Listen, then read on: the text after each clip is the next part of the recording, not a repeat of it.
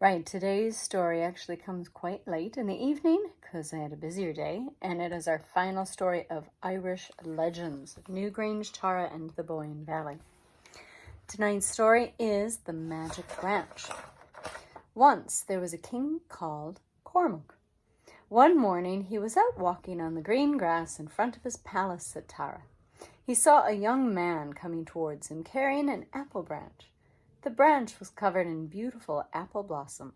The air was filled with the most beautiful scent. "Why do you come to my kingdom?" the king asked the young man. "What is it that you wish?"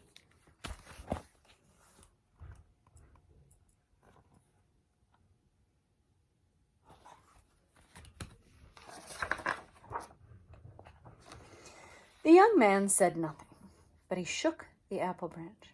The blossoms rang out like silver bells. The air was filled with the most beautiful music. It made the king want to dance. It made him want to cry.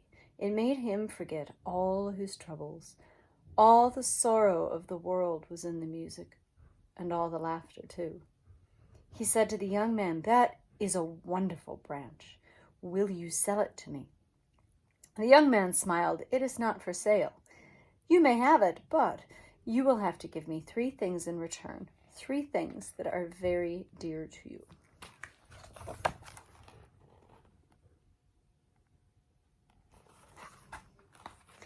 The king thought, what could the young man want? His crown? His lands? The young man shook the branch again. Cormac thought then that he could never be happy unless he had the branch. He said to himself, "Even if he takes all the dear things away from me, I will have the branch. Then I will forget my troubles." So he nodded. The young man looked at the king and raised one eyebrow. He handed him the branch. Then he said, "I will be back in a year for the first dear thing."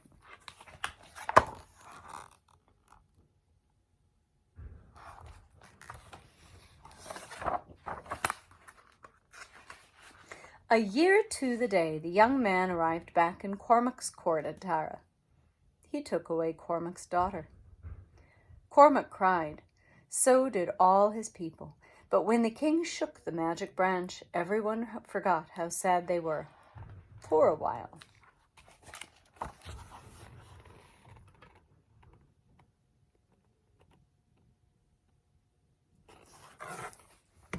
The next year, the stranger came again. This time he took away Cormac's son. Everyone cried, but the king shook the magic branch, and again everyone forgot how sad they were. Then, after the 3rd year, the stranger came to take away Cormac's wife. Each year Cormac had been getting sadder and sadder. You cannot listen to even the most beautiful music all the time, and now when he shook the branch, even its magic made him sad.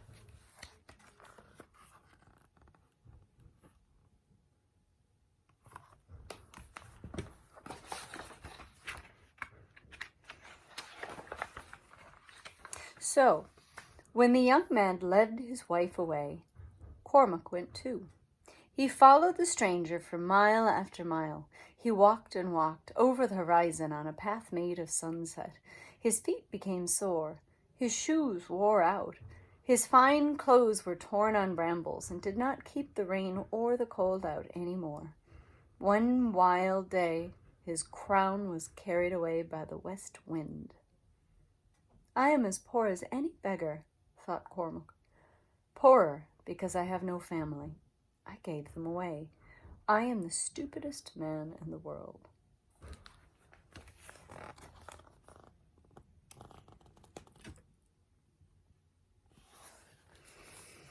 But he kept going, following the stranger and his wife. And one day the 3 travelers reached the seashore. The stranger mounted one of the white horses that pranced in from the ocean. He pulled Cormac's wife up behind him. Cormac jumped onto another white horse and followed them into the depths of the ocean. Down into the waves they went. "I don't care if I drown," thought Cormac. "Perhaps in another life I will meet my family once more." But he did not drown. In fact, The land beneath the waves was a wonderful place.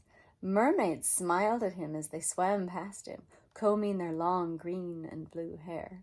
Golden sand glittered at his feet. All around him were strange-looking fish and waving plants of the most amazing colors, and everything was silent, with the silence of the deep sea.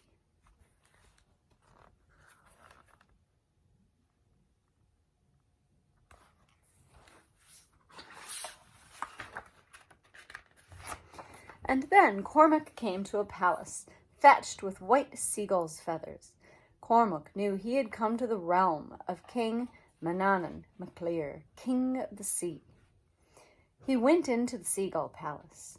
All at once his ears were filled with the most beautiful music. Cormac realized that the figure on the throne was the same young man who had taken his family away. Here he was a great king, wearing a crown of gold and silver fishes. He smiled at Cormac, and Cormac bowed low, because while Cormac was the High King of Ireland, this was the king of all the wide oceans. "Why do you come to my kingdom?" McKiernan asked. "I come to beg a great favor," said Cormac. "I have learned to value what I lost. Please give me back my children and my wife, and in return I will give you back your magic branch." McKiernan smiled. "You have learned well. Your wife and son and daughter may return with you to Tara, and you may keep the branch of sweetness. I wish to give you another gift. This is the cup of truth. If 3 lies are told, it will break to pieces. If 3 true things are said, it will be made whole again." Cormac bowed low. When he looked up, 3 figures were coming towards him out of the blue shadows behind the king. He rushed forward and hugged his wife and children for a long, long time.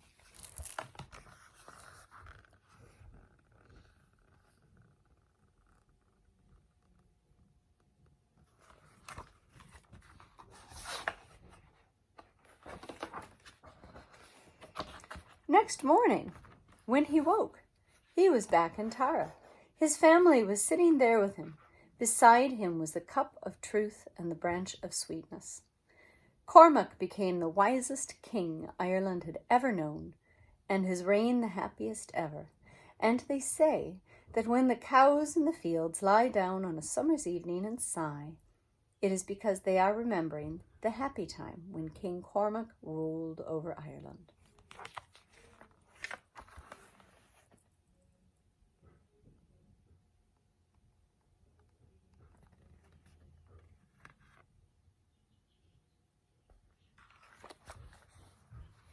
The end. So that's the end of our Irish legends of Newgrange and Tara in the Boyne Valley. If you didn't get to see the map the first time, it's absolutely beautiful. You can see a few of the great sites that some of you hopefully have visited or may again. And thank you for joining us for the Eoin McKiernan Story Hour at the virtual Celtic Junction Arts Centre.